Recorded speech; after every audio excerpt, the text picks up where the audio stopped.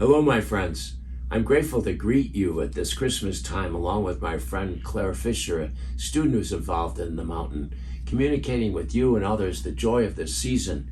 We hear it in the gospel offered us for Christmas Eve, when there were shepherds in the region living in the fields and keeping watch at night. And the angel of the Lord appeared to them, and the Lord shone around them, and they were struck with great fear. And the angel said to them, "Do not be afraid, for behold, I proclaim to you good news of great joy. There will be for you and for all people today in the city of David a Savior has been born, who is Christ the Lord." The Anointed One, the Christ, the Jesus, born and placed then by his mother and with Joseph watching and caring for him in a manger, is one of the most beautiful scenes that we have as Christian people for Christmas. And many other people adore it and love it. And we see it in windows and on mantelpieces. It was really something that came alive at a time when Francis of Assisi and his brothers and sisters were delighting in the incarnation and celebrating the truth that God had came among us as one of us. So this creche, this manger scene, is part of our Franciscan heritage. More fundamentally, it's the heritage of our God who has come among us. We celebrate that at Christmas.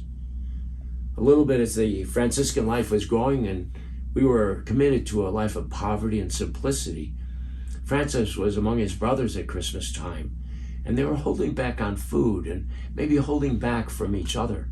And he was concerned about that. Here it was Christmas, but at that time, poor as the friars were and simple as they were in living, there was just one piece of meat in the house.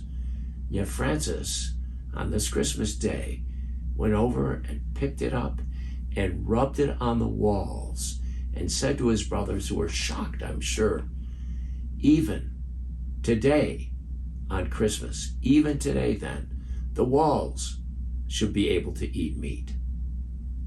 You and I can think what a dramatic scene, and Francis was somewhat a dramatic person, if all of a sudden we said, even the walls should be eating meat.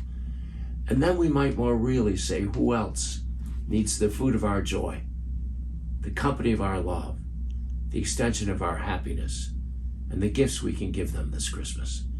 We live in a broken, painful world, and our country reflects the same.